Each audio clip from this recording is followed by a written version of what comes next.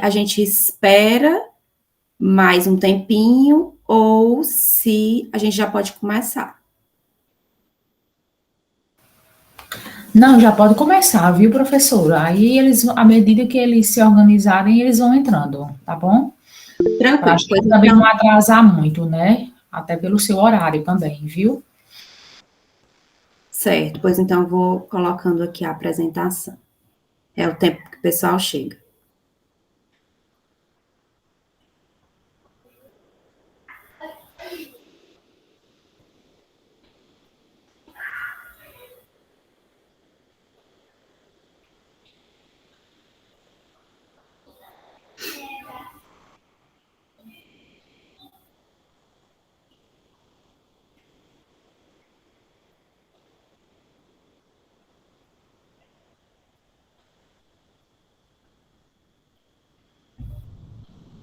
Vocês conseguem ver?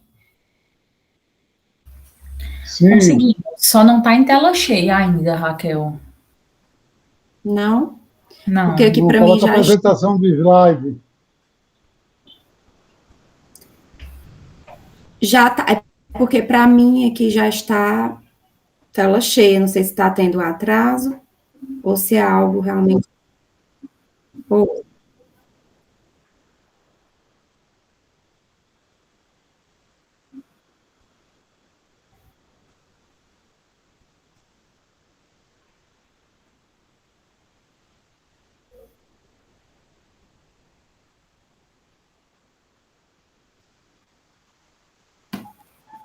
Certo.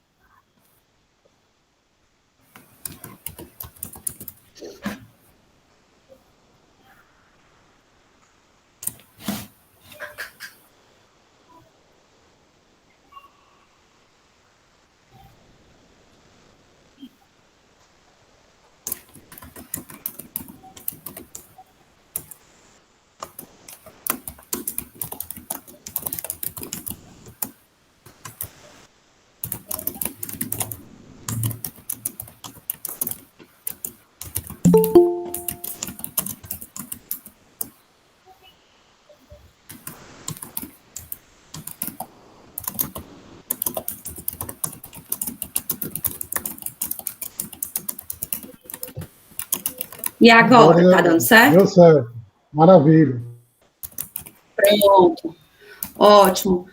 Como eu não estou compartilhando aqui a janela, então não consigo vê-lo, certo? Qualquer intervenção, qualquer comentário, é só me avisar que aí eu, né, no áudio que eu paro e tento intervir de alguma forma, né? Seja no comentário, resposta a alguma pergunta de vocês, tá bom? Para mim é super tranquilo, assim, se no meio da apresentação vocês sentirem a necessidade de falar algo, de perguntar, podem ficar à vontade, tá certo? Não tenho nenhuma questão em relação a isso, tá bom? A gente vai fazendo aqui uma conversa mais tranquila, sem também eu ficar o tempo todo falando, tá bom? Pessoal, então, boa noite. Vocês me escutam, né? Sim, muito bom. Então, boa noite, pessoal. Conforme o convite que a professora Mirna me fez, nós vamos falar um pouquinho sobre a atualização de periódicos, certo?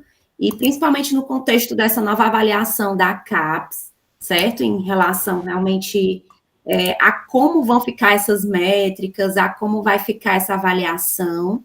Embora a gente não tenha uma resposta ainda de fato para como isso vai se dar, mas pelo menos para ter alguns indícios de como isso vai, de repente, acontecer, pelo menos de uma maneira geral, tá? E a outra proposta será a parte realmente assim, da gente conversar sobre a questão das revistas predatórias, tá? Da gente tentar entender um pouco as diferenças, quais são os critérios que a gente pode identificar em algumas revistas que fazem com que essa revista possa ser considerada como predatória, tá? Como a professora Virna me apresentou muito bem, eu sou a professora Raquel Sampaio, tá? Sou enfermeira, tenho a formação realmente toda na UES, desde a graduação, mestrado, doutorado, especialmente na área da saúde coletiva, certo? E atualmente eu estou como editora-chefe realmente da revista Gestão e Cuidado em Saúde, tá? Que é o que a gente chama de GECS. Essa revista é vinculada ao mestrado de Gestão em Saúde, mas ela não aceita só artigos, por exemplo, da gestão, mas também em relação ao cuidado, como o próprio nome diz. Então, assim, estou tendo essa experiência agora, isso também me fez aprofundar em algumas outras questões que têm a ver realmente com a discussão que a gente, né, vai tentar pautar aqui hoje, tá? Mas antes, de fato, da gente entender todo esse processo, é importante que fique claro o papel da CAPES, né? Hoje, a CAPES, né, como a gente sabe que a coordenação de aperfeiçoamento de pessoal de nível superior, ela vem justamente com o intuito de justamente promover a expansão, mas não só a expansão, a criação, mas também a consolidação da pós-graduação, seja em nível de mestrado e doutorado, seja em relação a, realmente, as questões acadêmicas ou profissionais, né, o mestrado e doutorado acadêmico e profissional. Então, não tem essa diferenciação. Não existe, por exemplo, um órgão específico que vá conduzir a pós em relação aos mestrados e doutorados profissionais. Na verdade, tudo é feito pela CAPES, e até 2006, né, a CAPES se preocupava realmente apenas com a questão da pós-graduação. Mas, a partir de 2007, também passou a se dedicar à formação de professores, justamente nesse sentido de tentar, né, formar cada vez mais professores que tenham mestrado, doutorado, em relação ao falo dos professores da atenção básica, tá? E aí, a CAPES, na verdade, é quem vai ditar as regras de como todos esses programas, todos esses cursos, eles devem se organizar, não só se organizar, mas quais são os principais pontos, as principais questões em relação realmente a como os programas, eles precisam formar, né, esses mestrandos e doutorandos, em mestres e doutores futuramente. E a CAPES, além de organizar essas regras, digamos assim, esses critérios que esses programas precisam ter, ela também, ao mesmo tempo, né, paralelamente, ela faz a avaliação desses programas, né? E essa avaliação, ela leva em consideração 3 colégios, né? Então, a CAPES se organiza basicamente, né, não só na avaliação, mas de uma maneira geral, em 3 colégios, 9 grandes áreas e 50 áreas, tá? Então, só para a gente contextualizar aqui. Esses colégios, eles são divididos em ciências da vida, humanidades e ciências exatas, tecnológicas e multidisciplinar. E cada um dessas áreas, né, elas vão estar divididas, né, na verdade, em 3 outras. Então, são 3 colégios que vão estar divididos em mais 3, tá? Então, atualmente, as ciências da vida se dividem em ciências agrárias, biológicas e ciências da saúde, humanidades em ciências humanas, sociais aplicadas, linguística, letras e artes, e as ciências exatas, tecnológicas e multidisciplinar, em ciências exatas e da terra, engenharias e multidisciplinar. Eu não sei como é que hoje está a composição do GP Frida, né? Mas eu entendo que a maioria, ela está ou dentro dos programas de enfermagem ou saúde coletiva. Se tiver mais alguma área, né, que eu não contemplei aqui, é só me sinalizar também. E essas áreas que eu falei, elas estão dentro das ciências da saúde, certo? Então, as ciências da saúde, a grande área... Oi. Você diz da graduação também? Tem terapia ocupacional. Isso aqui mais em relação aos programas de pós, tá? Da pós-graduação, certo. Ele está cadastrado e aí, por exemplo, com saúde coletiva mesmo, Raquel. Saúde coletiva, né? Isso. Pronto. Então, o que é que acontece para quem é da graduação? Quando vocês se formam, né? logo depois, algumas pessoas vão despertar o interesse, seja pelo mestrado, né, e depois pelo doutorado. Cada mestrado e doutorado, eles fazem parte de uma área, tá? Essa área, ela vai ficar dentro, né, se for dentro das ciências da saúde, vai ser uma dessas 9. Pode ser a área, e aí dentro das ciências da saúde a gente tem na pós-graduação, certo? A educação física, fisioterapia e fono, né, como uma sub-área, digamos assim, a enfermagem como outra, farmácia, medicina 1, 2, 3, nutrição, odonto e saúde coletiva. Então, são as 9 áreas das ciências da saúde. Cada programa de pós-graduação só pode se vincular a uma área. Então, por exemplo, tem um programa de pós-graduação em saúde coletiva da UES, tá? Esse programa, ele é vinculado à área de saúde coletiva dentro, né, da grande área que é ciências da saúde, certo? Agora, por exemplo, digamos que tem alguém no GP Frida que está lá no mestrado, sei lá, de enfermagem, né? Só que o mestrado e o doutorado faz parte de um programa, tá? Esse programa, ele está dentro da área, né, que é chamada de enfermagem dentro das ciências da saúde. Ah, professora, mas eu sou terapeuta ocupacional, mas faço um mestrado no PPCLIS, por exemplo, que é lá no programa de enfermagem, tá? Não é porque a sua formação de base é da terapia ocupacional que você vai ser avaliada pela terapia ocupacional. Quem vai dizer isso é o tipo de programa, certo?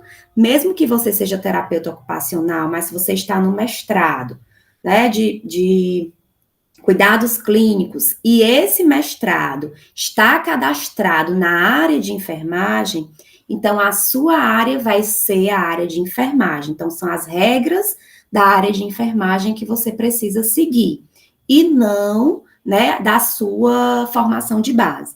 Pode acontecer, por exemplo, também de ter alguém, por exemplo, que está no programa da farmácia, mas ser terapeuta ocupacional, ou ser enfermeira, ou ser fisioterapeuta, certo? Não é a formação de base, né, de graduação, que vai ditar qual é a área, mas sim a qual área o programa é cadastrado, tá? Entendido, pessoal? Isso aí, eu acho que quem está na graduação, às vezes tem... Sim, deu para entender. Deu para entender. Pronto. Então, pensando aqui na saúde coletiva, né, que é o programa que o GP Frida está vinculado, ele é uma área, né, da grande área que é ciências da saúde, tá? Mas ele abarca, inclusive, por exemplo, pessoas das ciências sociais. Então, por exemplo, eu tenho vários cientistas sociais dentro da saúde coletiva, mas a área que vai ditar as regras é a área do qual o programa está vinculado, né? Pelo qual o programa está vinculado, tá? Bom, dentro também da CAPES, existe o Plano Nacional de Pós-Graduação, que atualmente, né, a gente está nesse plano que vai de 2024 até 2028. Esse plano, ele vai organizar tanto os eixos quanto os objetivos, as metas, para que haja, né, uma efetividade, uma expansão, uma melhora realmente da pós-graduação brasileira, tá? Um desses eixos é o eixo 2, né? Esse eixo se refere à qualidade da pós-graduação, tá? E aí isso é um ponto importante, porque essa qualidade da pós, ela é realizada com base em alguns critérios. Então, como eu falei, cada área vai ter um conjunto de critérios específicos. Então, a saúde coletiva tem um critério específico, a enfermagem como área tem um critério específico, se for a área da fisioterapia, terapia ocupacional, educação física, também tem outros critérios específicos, tá? E esses critérios, eles precisam, né, digamos assim, ser avaliados para que eu tenha realmente o exemplo, né? Que é justamente garantir a melhoria contínua do processo de avaliação. E aí, é preciso que haja diálogo nesses espaços, que as definições, os critérios sejam revistos, certo? E esses dados, né, eles são coletados a partir de uma plataforma, que é a plataforma que a gente conhece, que é a plataforma Sucupira, né? Que foi, assim, uma loucura para quem está agora na pós-graduação, principalmente a coordenação, que finalizou agora o envio dos dados para a plataforma Sucupira, tá? Nessa plataforma, a gente tem dados tanto dos docentes, dos discentes, egressos, né, em relação às disciplinas, enfim, é uma série de informações que vai dar subsídio para a CAPES para avaliar o programa, seja, né, o concurso de mestrado, seja o de doutorado, certo? Então, cada área, como eu falei, tem uma ficha de avaliação específica. Então, nessa ficha de avaliação, eu vou ter critérios em relação ao programa, de uma maneira geral, sobre as disciplinas, as linhas, vou ter critérios em relação à formação, e aqui a gente, né, chega a um ponto de destaque, porque é aqui onde a gente vai visualizar a questão realmente das informações em relação à produção acadêmica, tá? E também o impacto na sociedade, que aí o que é que o programa tem realizado que teve realmente esse impacto na sociedade em relação à formação de mestres, doutores, solidariedade, enfim, uma série de outras questões, tá? E aqui é só para ilustrar, por exemplo, que esses critérios, a cada período, eles são renovados, né? Então, eles são constantemente debatidos. E antes a gente tinha alguns critérios que eram muito, ainda são, mas eram muito mais, né, rígidos e duros e objetivos. Hoje a gente já consegue ter um pouco mais de flexibilidade, porque a gente consegue inserir dados qualitativos, por exemplo, para compor esse conjunto de informações sobre o programa. Então, a gente vai ter critérios para o programa, como eu falei, para a formação e para o impacto. E cada um desses itens, para cada um desses quesitos, tem como se fosse uma pontuação, um peso, tá?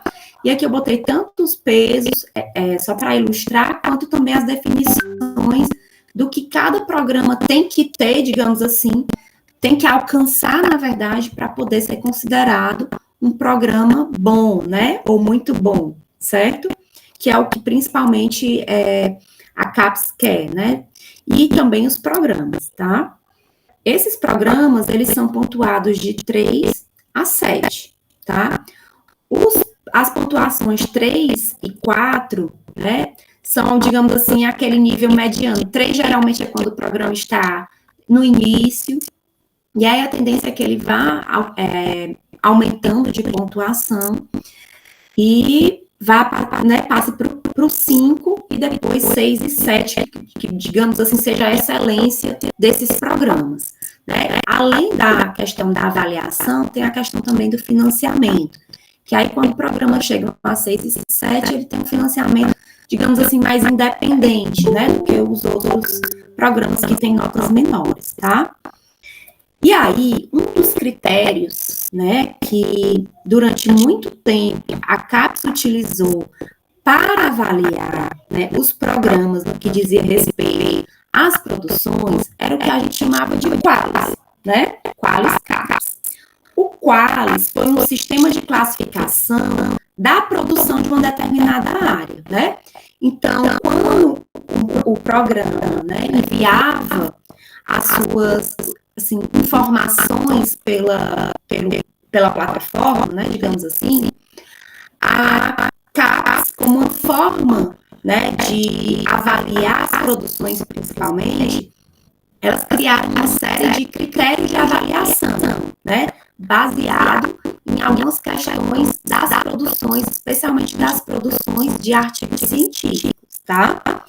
E aí, essa avaliação desses artigos era feita com base, por exemplo, em uma série de consultores, né? Então, cada área, por exemplo, tem uma coordenação. E cada coordenação é formada, consequentemente, por outros consultores que fazem, né, a avaliação dessa área, tá?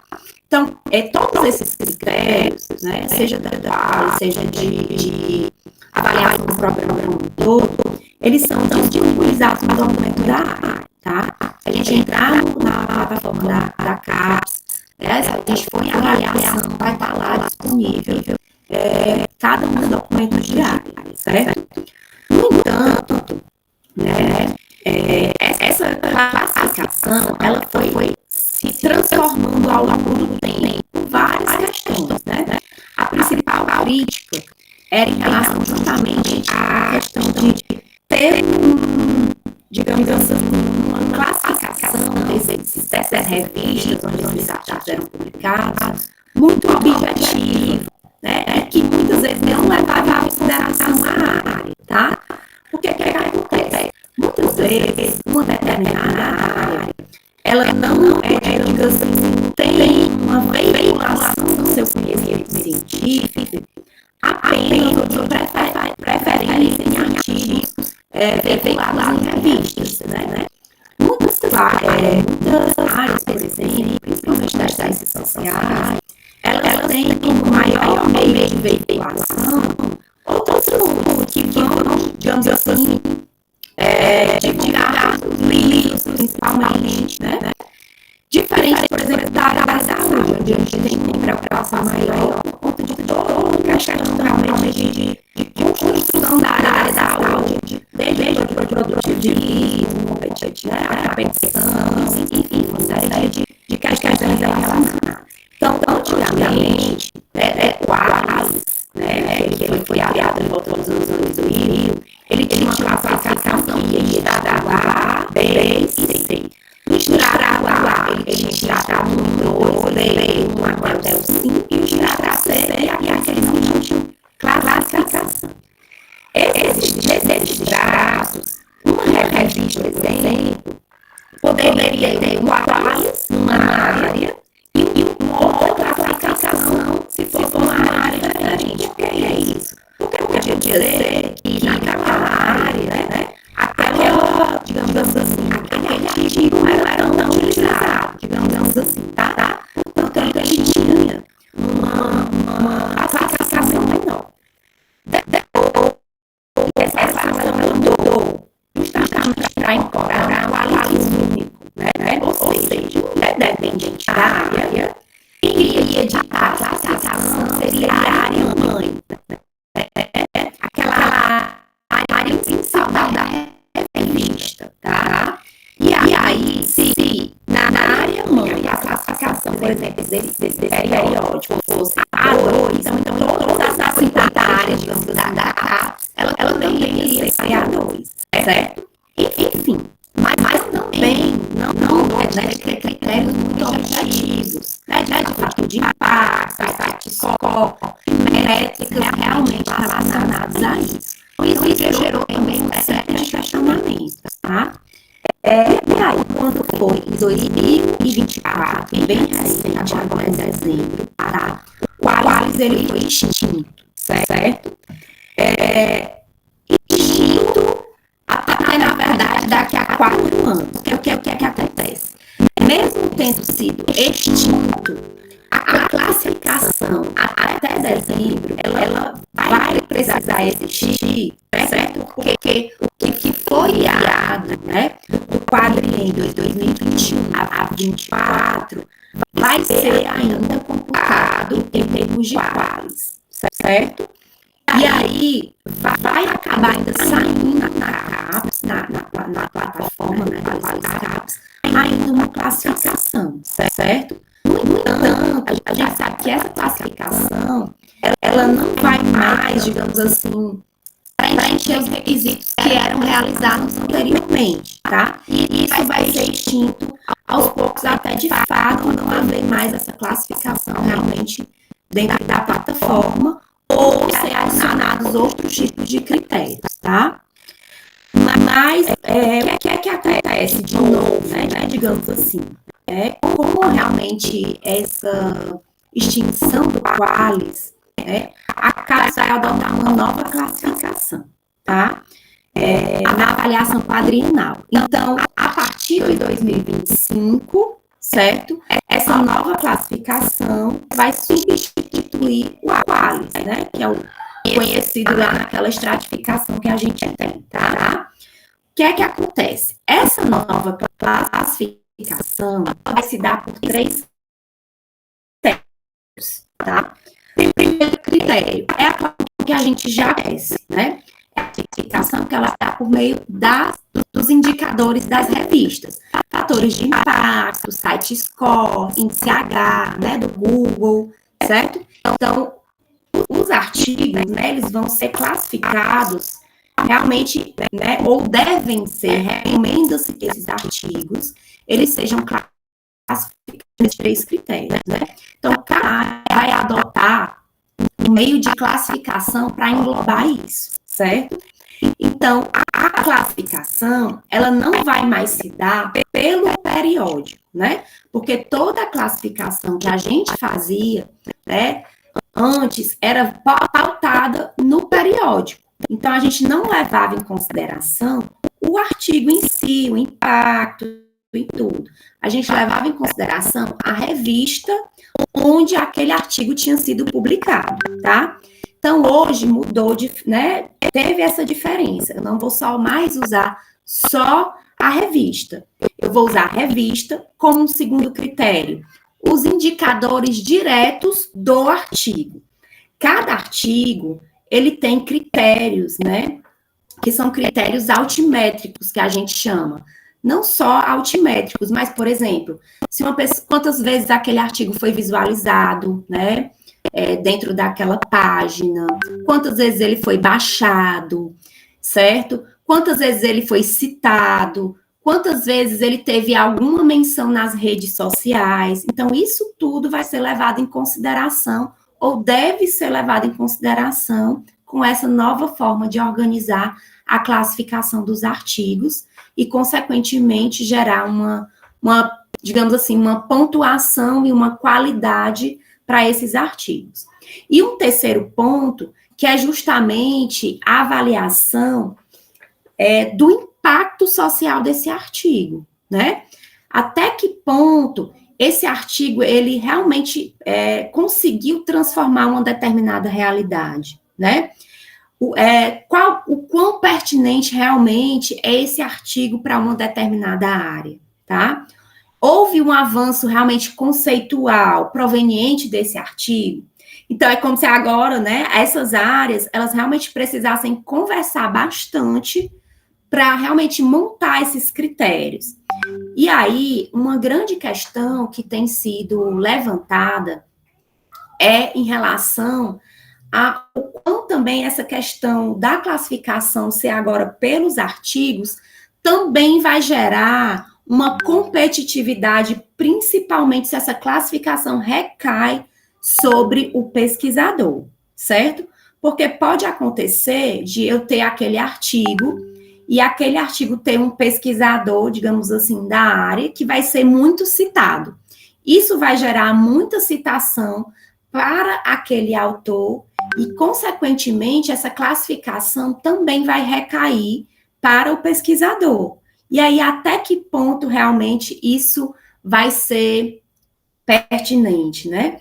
Até que ponto realmente a ciência que vai estar em pauta, né? A veiculação do conhecimento e o impacto do conhecimento vai estar em pauta, ao invés, né, dessa produtividade do pesquisador, né? Então, isso é um ponto que a gente precisa refletir.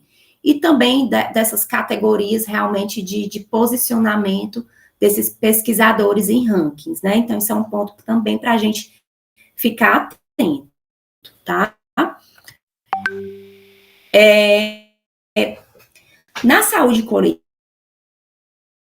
coletiva, pessoal, ainda não se tem, né, digamos assim, qual de fato vão ser os critérios adotados, certo? Então, não posso dizer aqui para vocês quais vão ser os critérios da saúde que não foram divulgados ou que ainda estão em ajuste, tá?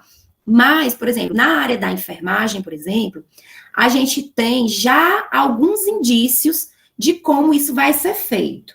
A primeira classificação, né, que vai ser levada em consideração é justamente o que a gente já fazia, né, que é a classificação pela revista, tá? Só que hoje a gente não vai ter mais o Qualis. Então, a gente vai ter que lidar com outros scores, né? E esses scores, eles vão se dar pela indexação da revista, né?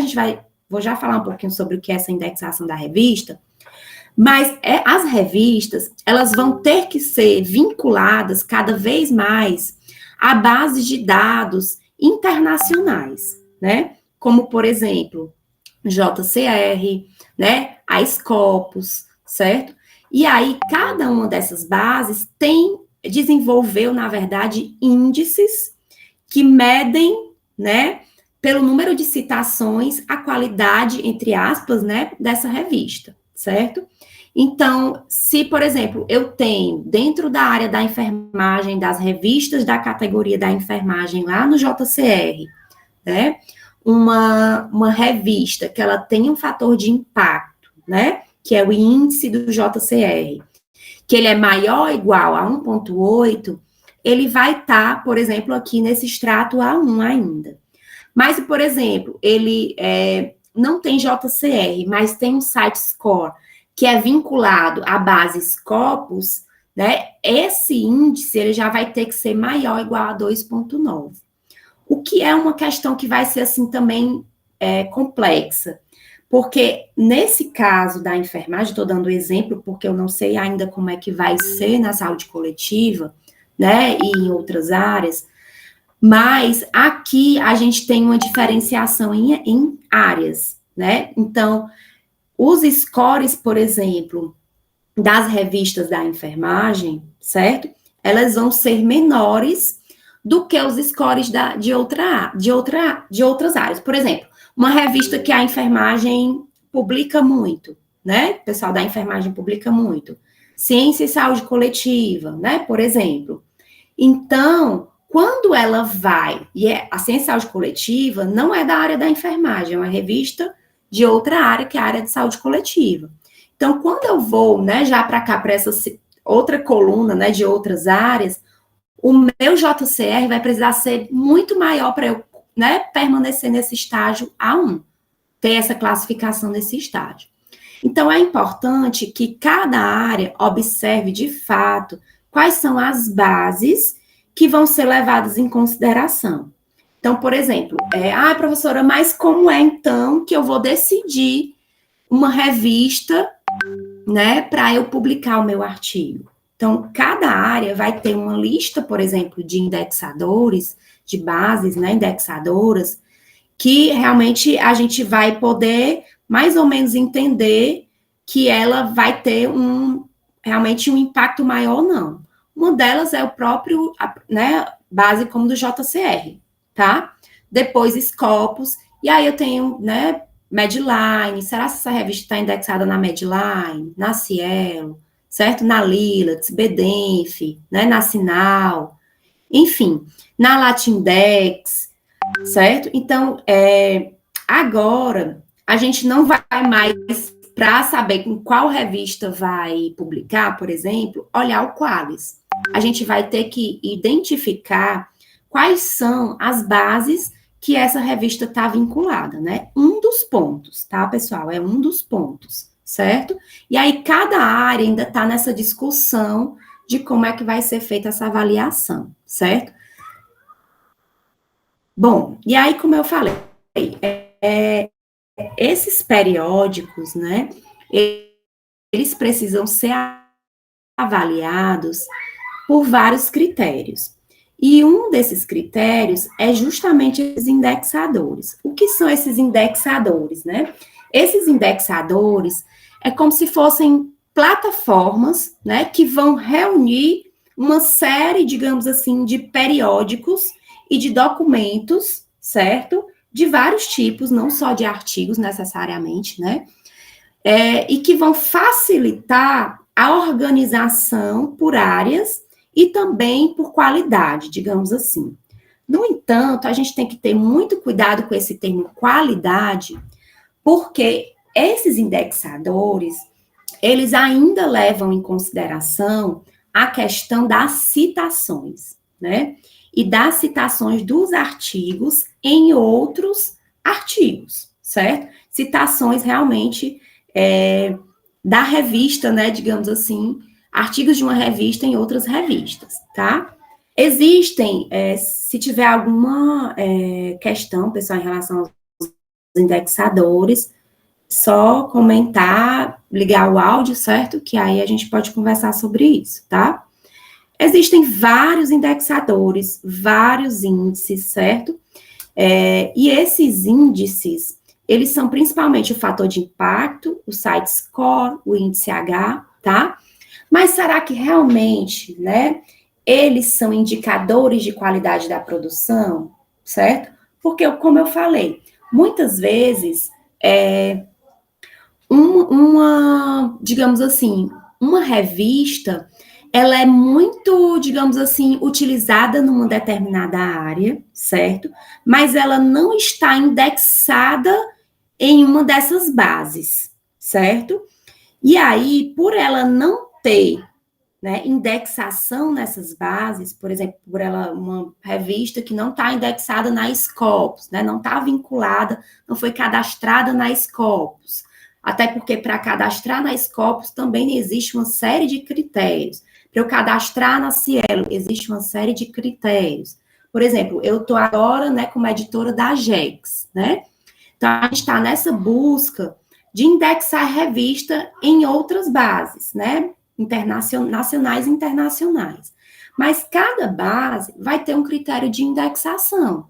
Então, por exemplo, hoje a gente está no Google Acadêmico, né, no Redalic, em outras bases, mas ainda não está na Lilacs. Estou dando um exemplo da Lilacs, tá? Um dos critérios da Lilacs, por exemplo, é eu ter 2 volumes com no mínimo 40 artigos publicados. Então, para uma revista que está começando, fica muito difícil, por exemplo, em 2 anos seguidos, eu ter 40 artigos publicados. E aí cada editor vai fazendo a sua articulação realmente para publicar artigos, não deixando a desejar em sua qualidade, né? E sempre tendo as questões éticas por base para que essa revista ela não vire predatória. Porque, por exemplo, eu poderia ter publicado todo o artigo que chegasse na revista. No entanto, a revista tem uma série de critérios editoriais para que ela leve em consideração aspectos éticos, né? Aspectos realmente que garantam a qualidade da revista, tá? E não apenas critérios financeiros. Base de dados tem critérios específicos, certo? Então, são questões realmente que a gente precisa pensar.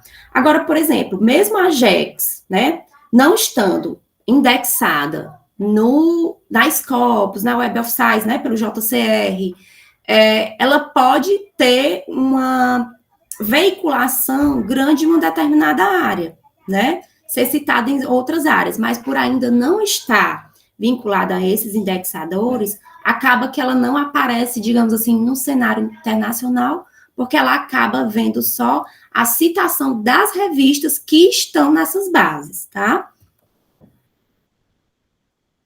Bom, e aí é só para demonstrar aqui alguns desses indexadores, né, digamos assim, dessas bases. A principal delas, né, é a JCR, que é relacionada à Web of Science, né, que faz parte do Clarivate, né, que é um grupo realmente de revista, um grupo editorial forte, tá? Então, aqui na página, a gente consegue buscar, né, e saber se aquela revista tem ou não um fator de impacto pela JCR. Então, por exemplo, eu estou aqui e digitei aqui caderno de saúde pública, tá? Aí, o que é que essa base me mostrou, né? Que caderno de saúde pública, por exemplo, tem, né? Está cadastrada, digamos assim, na JCR, né? E ela tem um fator de impacto, né? A primeira coisa que vai aparecer são algumas informações básicas da revista, tá? E aí, logo mais abaixo, quando a gente vai baixando a página, a gente vai encontrar justamente o índice, né?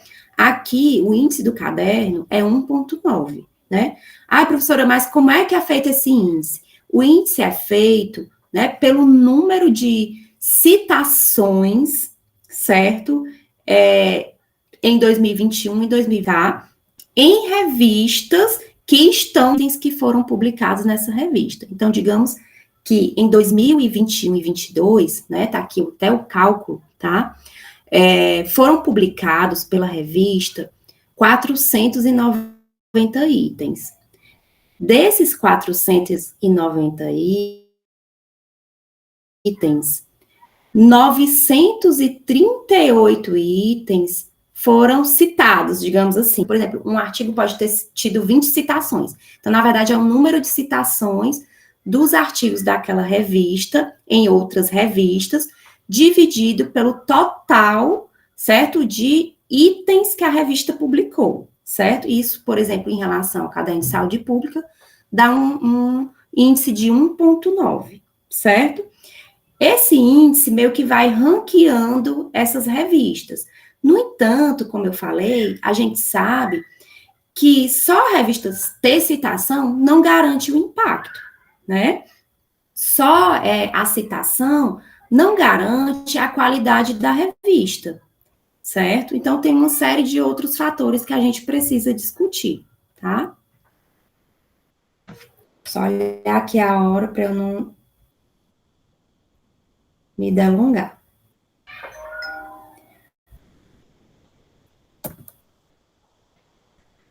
Pronto. Uma outra forma também, na verdade, um outro índice, é o índice, o Site Score. Esse índice, por sua vez, não está mais relacionado lá ao JCR, né? Da Web of Science e Clarivate. Ele agora está relacionado, o Site Score, a Scopus, certo? O Site Score, assim como o fator de impacto, ele também está relacionado, ele é calculado com base no número de citações, só que ele abrange um período maior, certo? Por exemplo, aqui, quando eu boto uma revista, Acta Paulista de Enfermagem, né, nessa página, o Site Score da Acta, ele é de 1,4, né? E essa classificação, na verdade, esse índice, ele se dá pelos documentos publicados, certo? De 2020 a 2023, enquanto as citações, os artigos dessa revista tiveram, né, nesse mesmo período, tá? Então, também leva em consideração as citações. Outra forma também de ver é a questão do índice H, né? O índice H da revista pelo Google Acadêmico. Também a gente pode ter essa questão do Google Acadêmico, que também vai levar em consideração as citações, tá? Então, também é mais um outro índice que também leva em consideração a citação.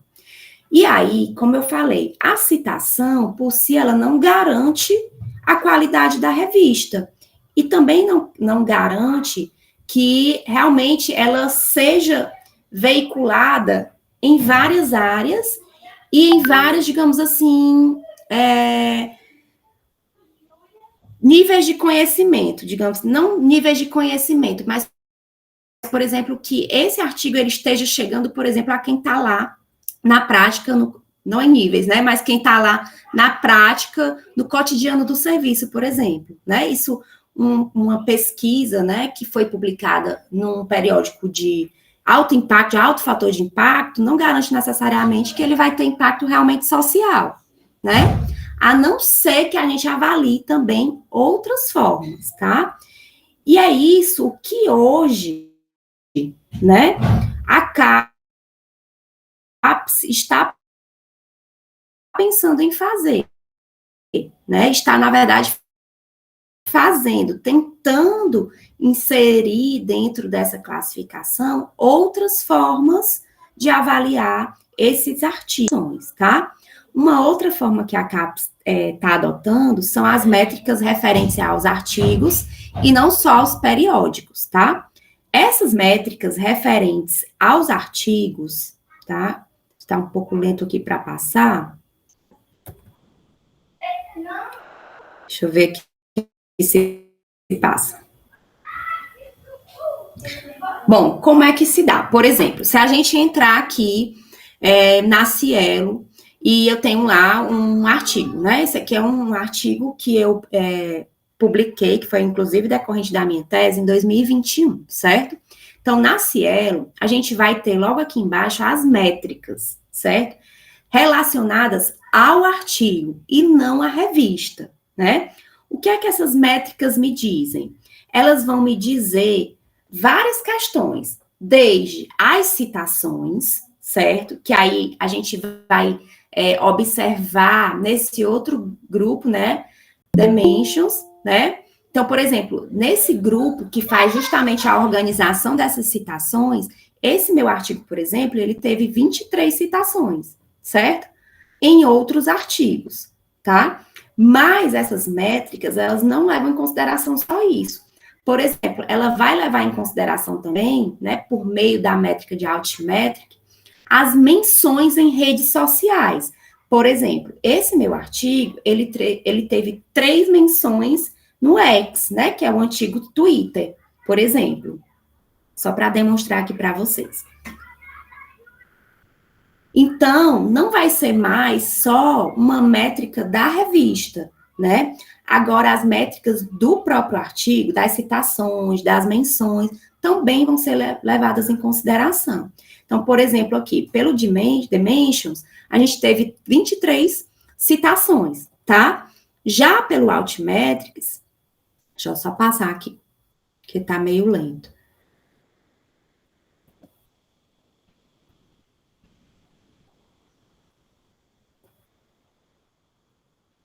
Já pelo Altmetrics, a gente teve 3 menções, né? Como a gente vê aqui.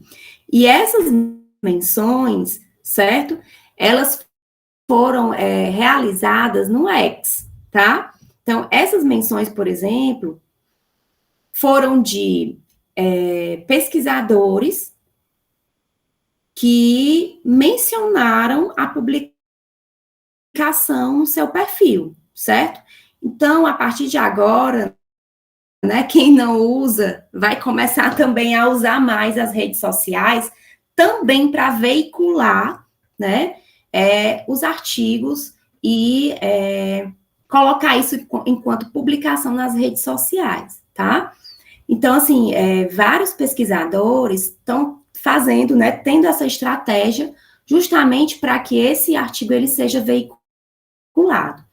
Mas é importante, pessoal, a gente fazer uma reflexão para que a gente entenda que a publicação não é o fim, né? É um meio, tá? Então, não é porque a publicação, ela se deu numa revista que pronto, que avaliar o impacto, as transformações, né? A incorporação realmente desse conhecimento socialmente falando, tá? Então, por isso a preocupação hoje, né, desses coordenadores de áreas, da CAPES de uma maneira geral, e também que foi inquietação dos pesquisadores de incluir outras formas realmente de classificação, seja em relação à menção nas redes sociais, o número de citações, né, esses fatores, por exemplo, de impacto, site score, NCH, num conjunto também para realizar essa, digamos assim, avaliação da qualidade desses artigos, tá? E aí, uma grande lá aqui, né, realmente, essa avaliação social vai se dar. Então, cada área, né, cada uma das 50 áreas vai pensar como é que isso vai ser feito. Isso ainda, né, é uma caixa preta, digamos assim. A gente ainda não sabe, de fato, como isso vai acontecer. E aí, as áreas, né, têm esses próximos anos para realmente incorporar esses critérios nas suas fichas de avaliação, né, para, de fato, a gente entender como é que vai ser essa dinâmica, tá? Pessoal, em relação a essa nova classificação, alguma dúvida? Ou a gente pode passar para a gente conversar um pouquinho sobre os periódicos predatórios? Raquel, deixa eu te fazer uma pergunta rapidinho antes de você passar para o próximo conteúdo. Tem previsão de sair algum documento da CAPES que traga com mais detalhes esses aspectos para os programas de pós-graduação, enfim, para disseminação mesmo, né, do conhecimento e desse esclarecimento, né, conforme você está nos repassando hoje. Isso é uma questão que ainda vai ser muito debatida, certo? Algumas áreas, né, por serem, digamos assim, mais objetivas, acabam tendendo a sua avaliação ainda para os índices, né? Outras, por exemplo, como a própria saúde coletiva, que, né, mescla ali a epidemiologia ainda tradicional, que é muito objetiva, com as ciências sociais e humanas, já estão em planejamento, ainda estão nessa discussão, né? Então, por exemplo, a cada nova reunião, né, a cada novo fórum, né, vai sendo discutido, mas não tem uma previsão, Mirna, de como é que isso vai se dar, né? Então, a cada fórum, né, a cada reunião de coordenadores, isso vai sendo discutido, né? Então, não posso, assim, te dar uma previsão realmente de como isso vai acontecer, até porque é algo novo, né? Então, realmente tem muita ainda água para passar debaixo dessa ponte. Tá certo, obrigada. Lucas? Oi, Raquel, boa noite. Queria aproveitar para te ouvir, assim, primeiro agradecer, né, pela disponibilidade, pela abordagem aí sobre essa temática que é tão relevante para o pessoal que está envolvido na pós-graduação, né, hoje, quer seja como discente, como docente, ou por uma aproximação aí com as publicações que a gente precisa manter ao longo da nossa trajetória acadêmica e profissional. E aí eu fico muito preocupado com essa nova forma de avaliar da CAPES, e aí você acabou pontuando agora em relação a essa questão da gestão, né? Eu vejo como uma iniciativa para que a gente publique, por exemplo, mais em revistas na nossa área, mas eu fico muito preocupado naquela atuação que a gente tem em áreas que são que percorrem mais de uma área de avaliação, digamos assim. Por exemplo, a professora Rocineide hoje, ela está vinculada a um programa ainda está um pouco vinculada a um programa de enfermagem e a um programa de saúde coletiva, né? Então, ela acaba tendo que ficar em duas áreas distintas, né?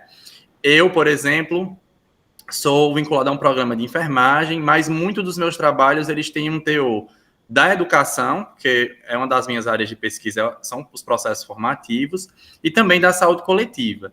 E aí, às vezes, eu fico pensando, eu me pego muito nessa proposta quando vou submeter algum artigo, que diz assim, eu mando esse artigo para uma revista da enfermagem, eu mando para a da coletiva, eu mando para a educação, e essa forma de avaliar, ela me diz para eu mandar para a área que eu estou inserido, que é da enfermagem. E às vezes eu olho e digo assim, esse artigo ele não tem cara da enfermagem, ou ele não vai ser aceito numa revista da enfermagem, né? E aí como é que tu tem feito, por exemplo, ou tu tem recomendado teus alunos, teus pares, em relação a isso, assim, de sentir para onde o artigo ele tem que ir? Uhum. Bom, se a gente, né, Lucas, for entrar na vibe da produtividade, na vibe realmente dessa questão realmente do índice em si, a gente vai acabar enviando, né, se a gente só pensar nisso, né, vai acabar enviando para a área onde a gente está vinculada, né? E aí, por exemplo, se eu tenho alunos que são do PPCLIS, por exemplo, que é o meu caso hoje, né? Inclusive da professora Rocineide. Tenho alunos, nem sei se a professora Rocineide ainda tem, mas enfim. Tenho alunos que são vinculados à enfermagem, então vou tender, né, a publicar em periódicos da enfermagem, porque está vinculado lá. E da saúde coletiva, do mesmo modo, tá? Mas, assim, isso realmente gera uma confusão, porque esses artigos, na verdade, dependendo do teor, né, da temática, ele pode ser lido em todas as áreas, né? No entanto, acaba que por eu ser vinculada, ou ser aluna vinculada a uma determinada área, acabar mandando para onde essa área, para onde essa, né, de onde essa aluna está vinculada, né? Isso se a gente for pensar nesse critério realmente da área, né, do produtivismo e do índice da citação por si, né? E aí, eu acho que a grande questão é o equilíbrio, né? Até que ponto a gente vai conseguir equilibrar realmente isso? E até que ponto cada área, né, vai permitir justamente essa interdisciplinaridade, né?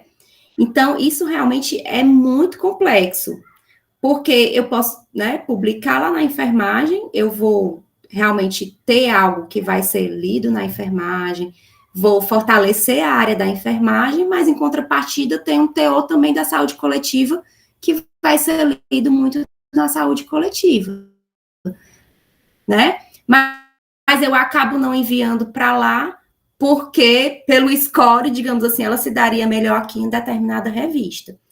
Então, eu acho que a gente ainda está muito longe da questão da interdisciplinaridade e que a gente precisa discutir muito, né?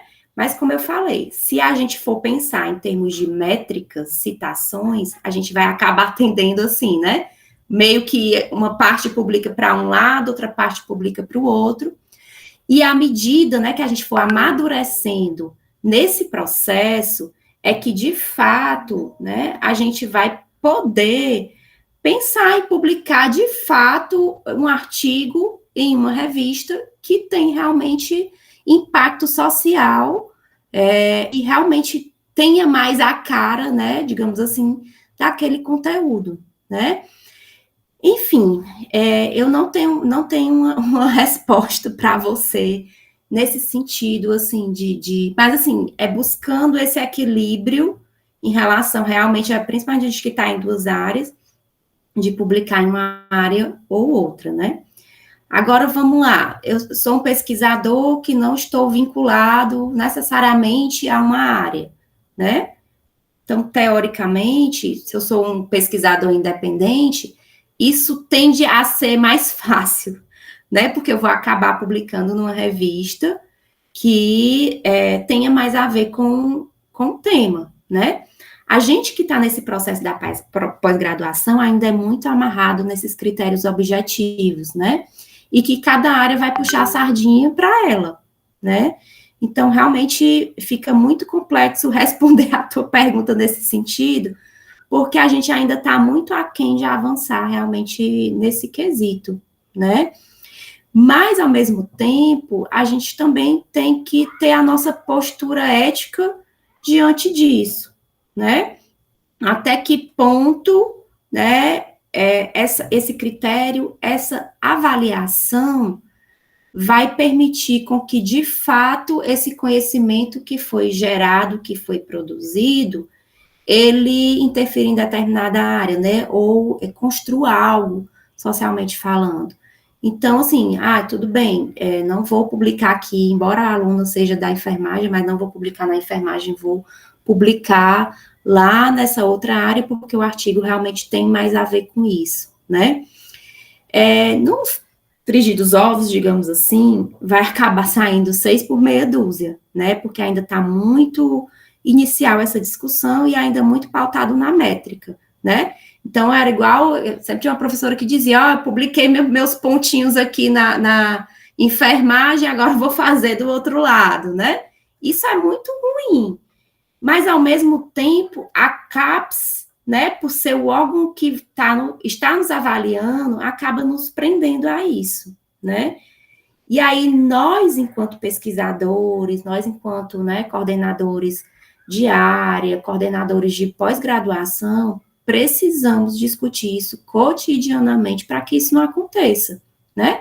Porque, na verdade, como eu falei, o conhecimento que é ali gerado não é um fim, né? Ele não finaliza ali, ele não termina ali, pronto, e acabou-se, né? O que vai ser gerado dali é o que, de fato, vai ter realmente o impacto nessa... Então, não adianta eu ter um artigo mais citado do mundo, se no final das contas, ele não teve, né, o objetivo que ele se propôs inicialmente de mudar alguma determinada questão, né? ou mesmo que ele não tenha um objetivo inicial de mudar determinado cenário, mas ele precisa contribuir para essa transformação.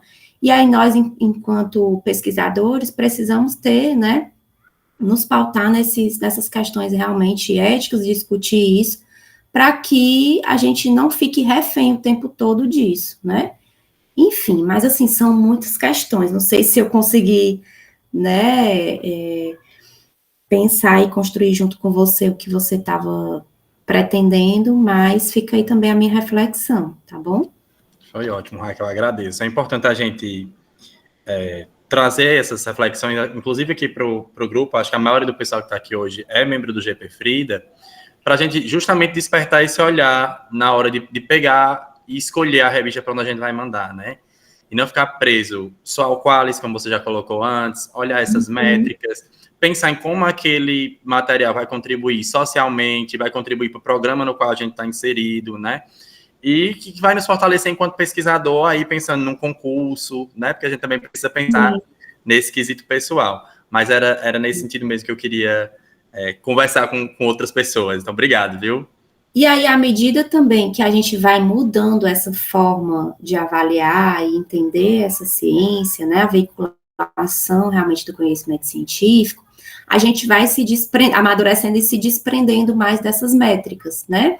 Porque realmente pode ser que um determinado conhecimento, ele tenha, de fato, um valor, digamos assim, maior para uma determinada área, né? E aí, se todos esses critérios que a gente conversou aqui, não só das métricas, mas das menções, do impacto social, elas realmente forem levadas em consideração, se o seu artigo for publicado numa área que realmente ele importa, né, digamos assim, ele vai ser mais mencionado, ele vai ser mais incorporado no SUS, né, o seu conhecimento ali gerado, a evidência ali gerada. Então, ele vai ter impacto maior socialmente. E isso se esse terceiro aspecto, né, realmente for levado em consideração, né? Mas ainda, como eu falei, a gente ainda está muito aquém dessas questões realmente do impacto na área realmente específica que aquele artigo vai impactar, né?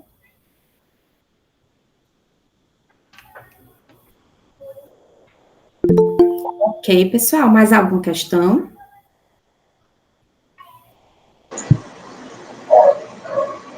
Oi, Raquel.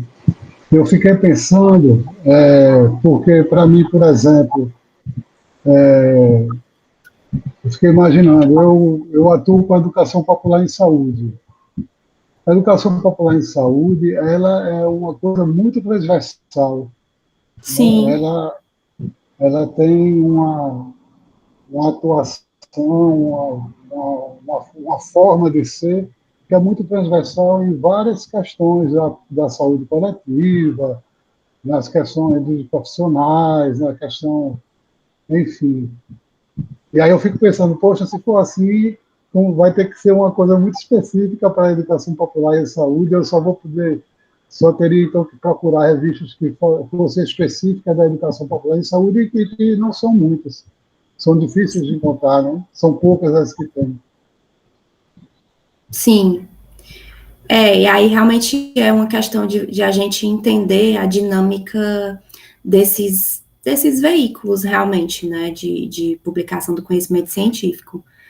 Até que ponto, né, por exemplo, essa publicação em um artigo, ela é realmente relevante, né, porque às vezes um conhecimento, ele pode ser veiculado por outro meio, né?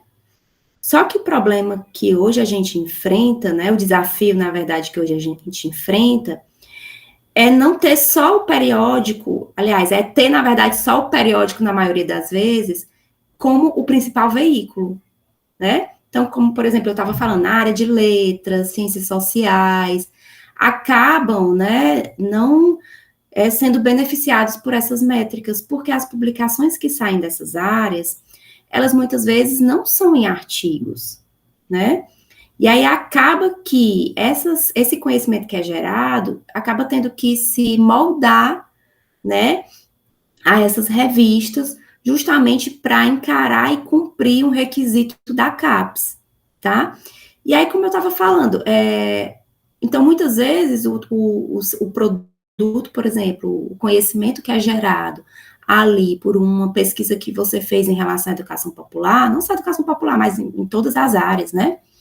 Ele pode ser, na verdade, poderia ser muito mais absorvido num livro, numa publicação, né? Numa tecnologia leve, por exemplo, né? Na transformação desse conhecimento em uma certa tecnologia, tá? E que isso muitas vezes não é levado em consideração, justamente porque a gente ainda está muito, né, vinculado às métricas. Então, como eu estava falando, a partir do momento que realmente a gente pensar nesse impacto, essa dificuldade em escolher, né, para onde mandar, ela vai sendo minimizada, né? E outros veículos de publicação, de comunicação, vão sendo cada vez mais utilizados e levados em consideração nessa avaliação, tá? Mas ainda, como eu falei, a gente ainda fica realmente muito preso a essas revistas, né? Mais algum questionamento? Ou comentário, né?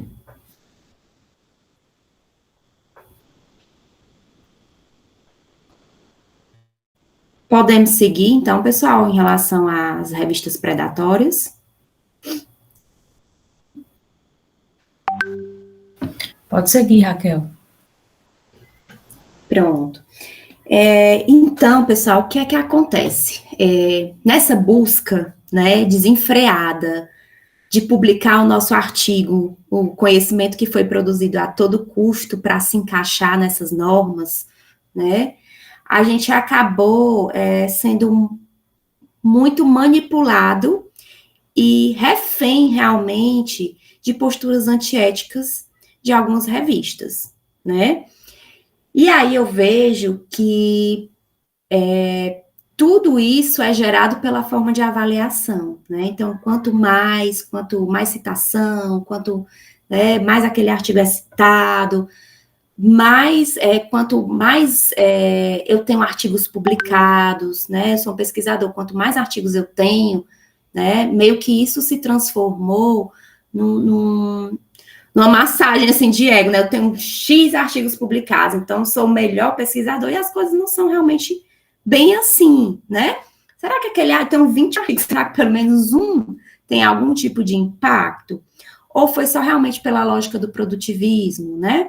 Da competição? Então, isso a gente tem que pensar, e por conta dessa cultura, né, que foi gerada durante muito tempo, que ainda a gente tem muito hoje, essa cultura desse produtivismo, dessa competição, isso levou a gente realmente a publicar nossos artigos por publicar em revistas sem qualidade, mas além de ser sem qualidade, com posturas antiéticas, né? Essas revistas que têm posturas antiéticas e que, além de tudo, não têm a qualidade, elas são revistas que a gente chama de revistas predatórias, né? Essas revistas predatórias, pessoal, vou falar um pouquinho mais a seguir, mas a principal questão dela é o custo financeiro, né? Na verdade, é o lucro. Então, a gente, inclusive, tem grandes empresas internacionais que lucram com a nossa busca desenfreada de publicar em determinadas revistas, de publicar um artigo científico em um determinado periódico, né? Ou em periódicos qualquer que seja, né? Sem ter realmente essa identificação cuidadosa, esses critérios realmente para identificar se essa revista realmente tem um aspecto de qualidade que a gente pode ter segurança para publicar. Claro que nem todas a gente vai ter essa segurança lógica, né? Pelo menos alguns critérios que a gente bate o olho na revista e diz assim, não, pelo menos tem isso aqui, né? E aí a gente tem uma certa confiança. Mas, por exemplo, né? Não que a ciência e saúde coletiva seja predatória, né? Imagine, né? Eu estou buscando uma revista, né, para publicar algo, né, seja sobre a educação popular, viu? Desculpa, eu não lembro do nome da pessoa que falou. né? Mas eu estou buscando uma revista que publique sobre a educação popular em saúde, por exemplo, né? E aí, nessa busca, geralmente a primeira busca que a gente faz é identificar as revistas da área. Então, por exemplo, quais são as revistas da saúde coletiva, né? Então, a gente tem certas revistas que a gente já sabe, ó, essa daqui, de fato, é a revista, né, da área, tá? Então, por exemplo, quando a gente pensa em ciência e saúde coletiva, né, uma revista que publica sobre a educação popular, publica sobre assuntos gerais relacionados à saúde coletiva. E aí, vamos lá, vamos ver, né, a qualidade dessa revista, por exemplo. Então, alguns aspectos a gente precisa pensar. Na página dessa revista, por exemplo, existe a história, né? Essa revista é publicada há muito tempo. Existe, por exemplo, um corpo editorial, né? Na verdade, até antes do corpo editorial, né? Para ir aqui na sequência do slide. Mas, assim, existe uma missão, uma visão, os valores da revista. Isso está claro, né? Isso está condizente com o histórico da revista. A abordagem da revista, ela se digamos assim, ela tem uma certa coerência ao longo do tempo, né? Tem uma certa, realmente, continuidade nesse processo, né? A missão corrobora com, realmente, os aspectos, realmente, dos artigos que são publicados, a visão, os valores, né? Então, são aspectos que a gente, né, às vezes não para pensar e não para avaliar, mas que são importantíssimos, tá? Então, assim, outra questão, o corpo editorial da revista. Esses editores, por exemplo, eles são pesquisadores reconhecidos, né, seja nacionalmente, seja internacionalmente. Eu consigo buscar informação desses autores facilmente, seja no currículo Lattes, seja no ResearchGate, seja, né, em outras plataformas, né? Eu consigo observar que realmente aquela pessoa que está ali sendo editora-chefe daquela revista tem uma relevância dentro da comunidade científica, né? Então, também é um outro ponto que a gente precisa observar, né? O comitê editorial, a política, né? O conselho, de uma maneira geral, tem nomes de pessoas que realmente são da área, né? Que realmente tem publicações na área, que tem uma relevância no cenário, tá? Outro ponto importante que a gente precisa avaliar numa revista são as indexações, ou seja, as vinculações a bases de dados que são reconhecidas, né?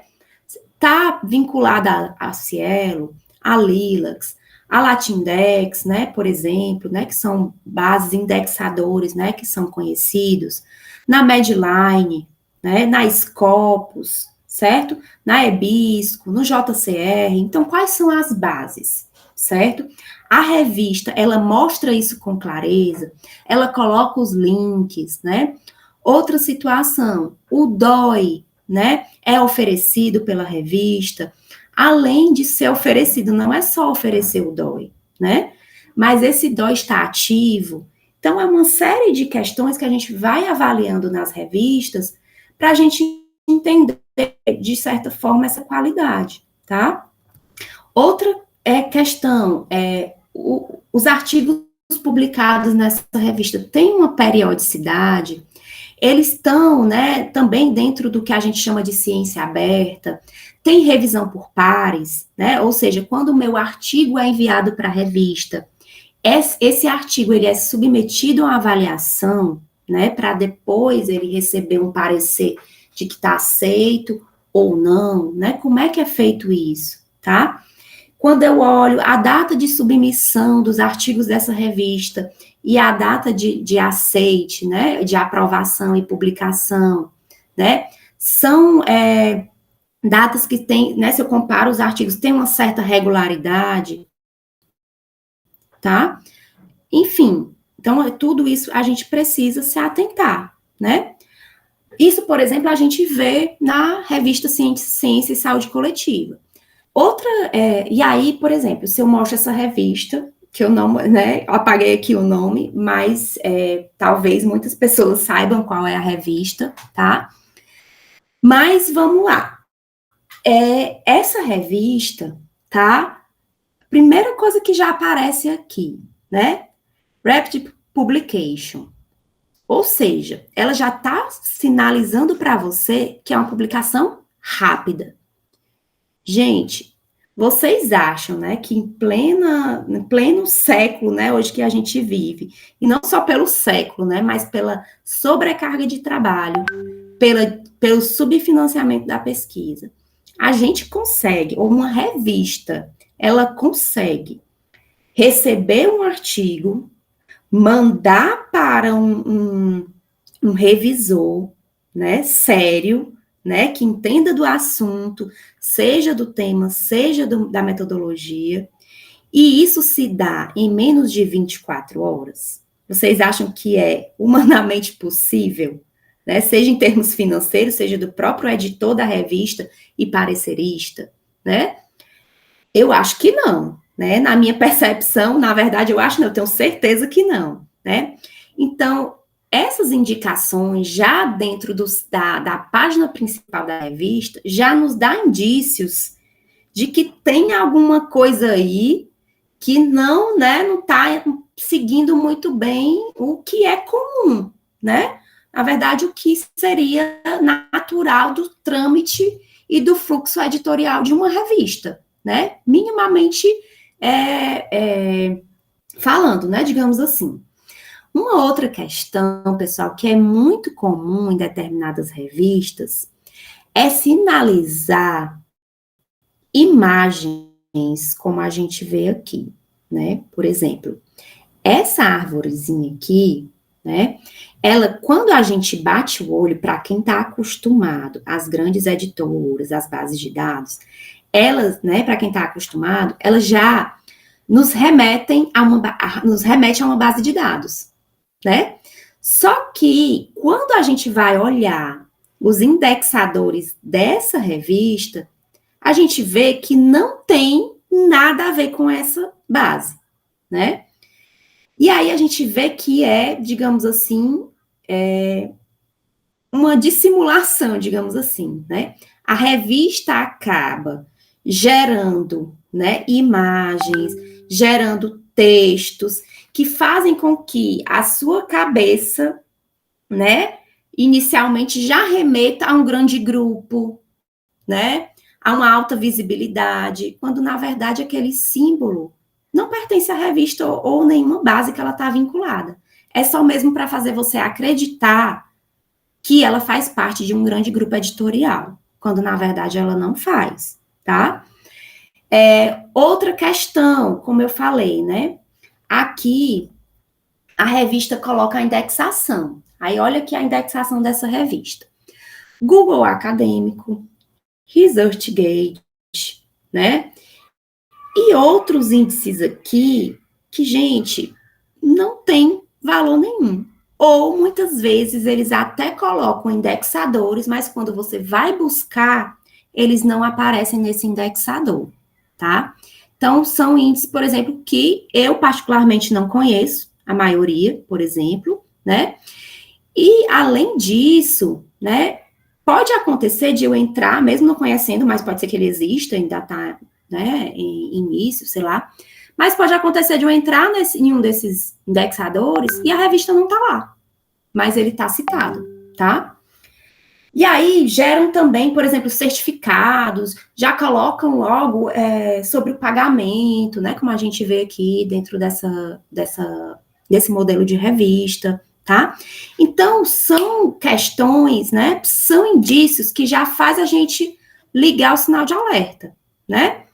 Então, é uma revista que você manda num dia, no mesmo dia, inclusive, se você mandar às 10 horas da noite, meia-noite, já está lá com artigo aceito, né? É uma revista que vai estar com artigo aceito e já está lá com boleto para você pagar. E já está no outro dia, ou no máximo no final da semana, com artigo publicado. Ou seja, são revistas que realmente visam lucro, não veem a qualidade, realmente, né? Não veem as questões metodológicas, o impacto da revista, não tem revisão por pares, e muitas vezes é dito na revista, mas de fato, se você acreditando, muitas vezes cai uma dessa, né? Você envia para uma revista, em menos de 24 horas você tem um aceite, logicamente ela não passou por revisão de pares, por pares, né? Então, uma série de questões que a gente precisa observar. E aí, uma outra questão, ó, essa revista, por exemplo, ela diz que está associada a Crossref lá, né, para a geração do DOI, né? E aí, eu fui fazer um teste. Eu abri, né, a página dos artigos e cliquei em um dos DOI, né, de uma revista. O que é que acontece? O DOI não é encontrado. E aí, vocês percebem, né, realmente que são indícios, né, mais do que indícios, na verdade, provas que a revista só está querendo seu dinheiro, né? E isso, né, veio cada vez mais se afirmando, né, no cenário, porque as pessoas acabaram querendo a todo custo publicar para se moldar a uma determinada classificação. E isso é muito perigoso, né? Transformar realmente nesse mercado. E esses periódicos predatórios são justamente essas revistas que cobram para publicar e não fazem a avaliação adequada realmente do texto, né? Tanto em termos do assunto, quanto realmente da questão do método, né? Então, essas revistas, elas aceitam artigos de forma muito rápida e sem critério, né? E vão burlando esses princípios fundamentais da pesquisa, esses princípios éticos realmente fundamentais da pesquisa, tá? Bom, existem alguns sites, né, que tem alguns até já estão desatualizados, mas, assim, alguns sites que a gente pode lançar a mão, né? Claro que a todo ano vão surgindo novas revistas, e que nem sempre esses sites, eles dão conta de alcançar, e acaba ficando sempre atrasados, mas é importante de você já ter uma lista, né, que vá meio que ter alguns critérios que faz essa avaliação por você, e aí as revistas que não estão dentro do site, né, você vai vendo os critérios desses que a gente conversou aqui, tá? Isso aqui para dentro das revistas, né, que estavam de acordo com o Qualis. Mas também tem esse outro site, né? Esse outro site, ele leva em consideração alguns critérios que foram publicados nesse artigo aqui, né? Que é uma ferramenta, né, para avaliação dessas revistas.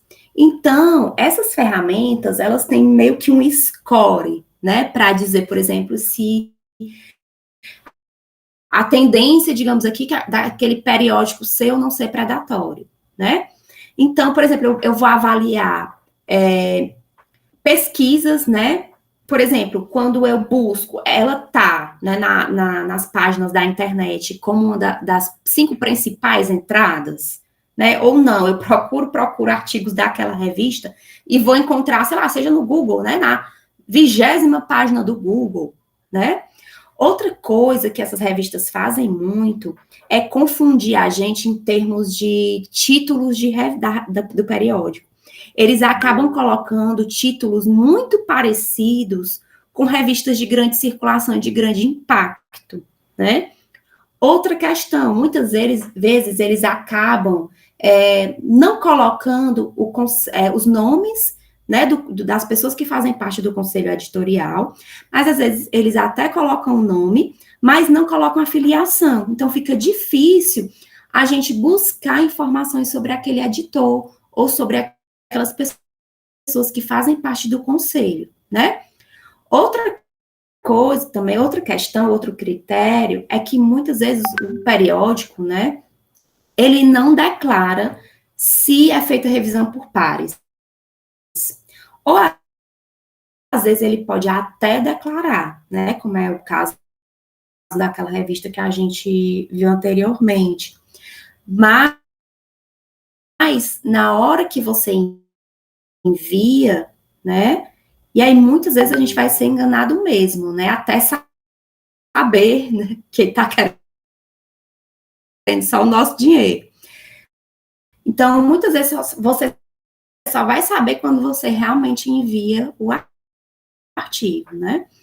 Por exemplo, o processo em relação ao conflito de interesse, ele também é declarado, ele te permite, né, o preenchimento de documentos que garantem né, essa declaração desse conflito, né? O site do periódico é bem projetado, ele é funcional, ou ele mais parece um outdoor, né, aqueles de LED sinalizando, publique aqui, né, sem ter muito funcionalidade, sem ter muita lógica, né? Enfim, assim, é uma série de critérios, né, posso passar a apresentação para vocês depois e o artigo, tá? Por exemplo, ele define o cronograma de publicação, é acesso aberto, né? Ele é semestral, é trimestral, isso que a gente já pode estar avaliando e publicar, né?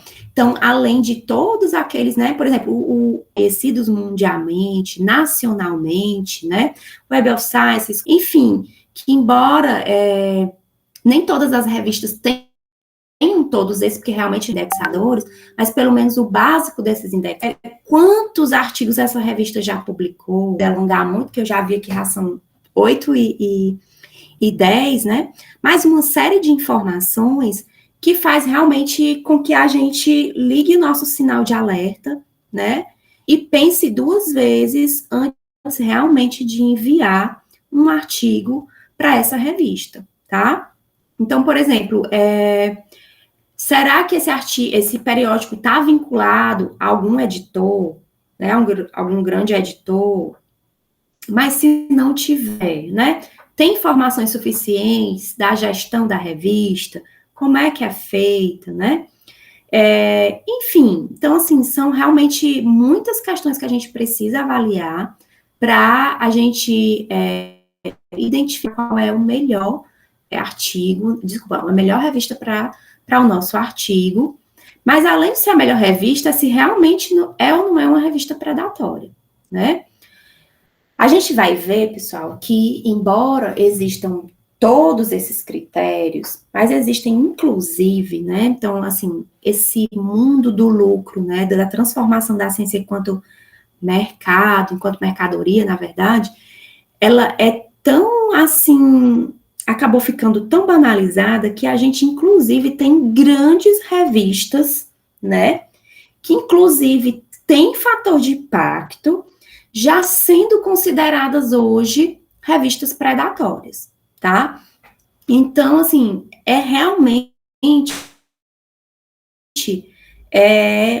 um vespeiro, né, digamos assim. Então, a gente tem que ter muito cuidado e avaliar muito bem as revistas, para que a gente não caia, né, no que realmente não é quase, né, mas é um golpe mesmo, digamos assim. Muitas revistas realmente são desse nível, né? Então, a gente precisa ter muito cuidado de a gente não estar veiculando realmente em revistas que só visam lucro e não tem qualidade editorial, né? Então, eu finalizo por aqui, pessoal. Se tiverem alguma dúvida, eu fico à disposição para que a gente possa também, nesse momento, tirar alguma dúvida.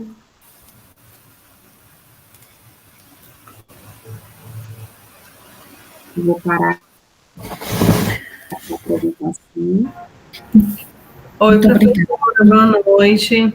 Eu acho que as dúvidas, elas são inúmeras, principalmente para mim que está ingressando. Está conseguindo ouvir bem? Sim, estou sim. Pronto, principalmente para mim que estou ingressando no mestrado agora, né? Estou no 3º, 4º mês. Então, assim, ainda é muito novo tudo que você trouxe hoje. A didática muito boa, gostei muito. Vou assistir outras vezes, porque eu fiquei, inclusive, curiosa. Abri o Cielo, fui dar uma olhadinha ali na métrica e tal. Aí eu, não, tenho que assistir essa aula outras vezes para poder minimamente conhecer. Obrigada, tá, professora, pela disponibilidade.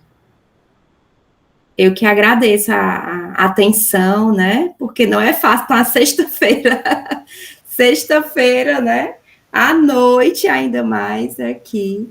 Enfim, eu que agradeço também a atenção de vocês.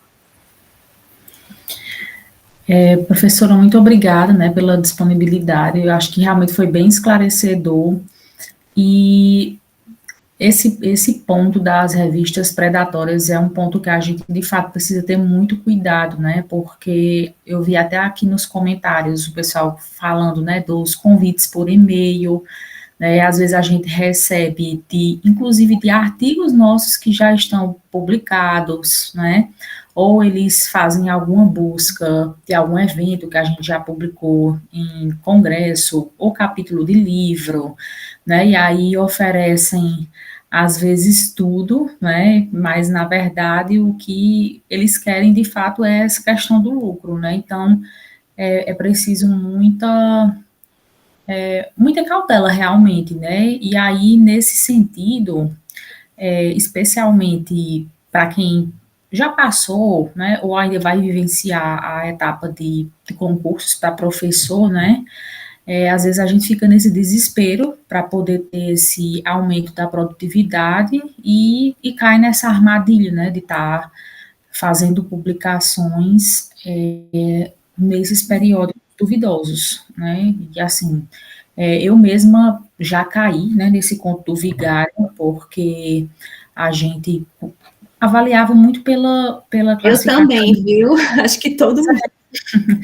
E aí, assim, você olha às vezes e olhar o Qualis CAPES, né, A3, né, B1, aí na avaliação seguinte, lá está a revista, né, com o Qualis C, né, e aí a gente fica triste, né, porque, inclusive, tem materiais, inclusive, bons, né, que foram publicados nesses periódicos e poderiam ter sido aproveitados se a gente tivesse tido um pouco mais de cautela, né, e de cuidado de enviar para outros, né. E aí, assim, a gente tem, por exemplo, a revista de vocês, né, a GEX, que ainda está nesse processo, né, iniciando, mas que com certeza, com todo o rigor, né, com todo o segmento mesmo dos critérios, né, daqui a pouco, de fato, vai ter avaliações boas, né, então, a gente também precisa pensar nisso, de dar oportunidade também para essas revistas, né, que estão nesse processo de iniciação, mas que, num breve futuro, não é, com certeza vai ter avaliações melhores, né, avaliações positivas. Então, era isso que eu queria pontuar. É nisso que a gente está trabalhando atualmente, tentando realmente melhorar o fluxo, né, a qualidade, a indexação, e aí a gente vai seguindo. Mas realmente é uma armadilha mesmo, né, como eu estava falando. Eu acho que a maioria aqui de nós já teve, né, algum artigo publicado em uma dessas, um ou mais artigos, né, por mim, né, tive mais de um artigo publicado. Porque às vezes a gente, por exemplo, primeiro está no início, por exemplo, da pós-graduação, não tem maturidade, né, ou mesmo quem já está na pós há muito tempo, né, realmente é enganado, porque é muito chamativo, né? Assim, inclusive, pessoal, tem algumas revistas que botam assim, ó, fator de impacto, né? Só que ela só bota fator de impacto. Diz assim, não, essa revista tem fator de impacto 7, né? E aí, quando a gente vai olhar, não tem fator de impacto pela JCR. É um fator de impacto, foi criado num país aí, e aí acaba, né, realmente, quem vai enviar, fazendo com que a pessoa tenha essa confusão, né, fator de impacto, ótimo, né, tá acostumado, né, que é o do Web of Science, da JCR, né, é um fator de impacto de um outro veículo, né, de um outro indexador. E aí acaba eles botando fator de impacto para chamar a nossa atenção e a gente achar que é pelo JCR e não é né, por esses outros. Então, realmente, a gente recebe muitos e-mails dessas revistas, né, então, também se liguem nessa questão. Revista que pede, né, que, vimos o seu resumo em tal evento, e queremos publicar o seu artigo, né, corra dessa, viu? Ou então, nós vimos o seu capítulo publicado em tal livro, queremos publicar o seu artigo, né, referente, corra também dessa.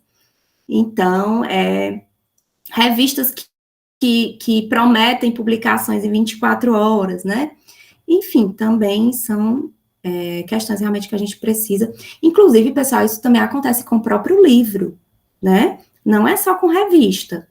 A gente está falando da revista porque, de fato, hoje, né, é o veículo que mais a gente publica, mas os livros também, né, precisam ter avaliação por pares, precisam passar por um fluxo editorial também, né, em relação a essas questões.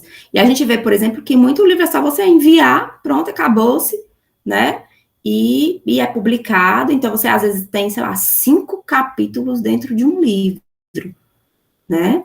Então, que só demonstra realmente esses desafios aí que a gente precisa enfrentar e discutir ao longo, principalmente, desse novo quadriênio, né?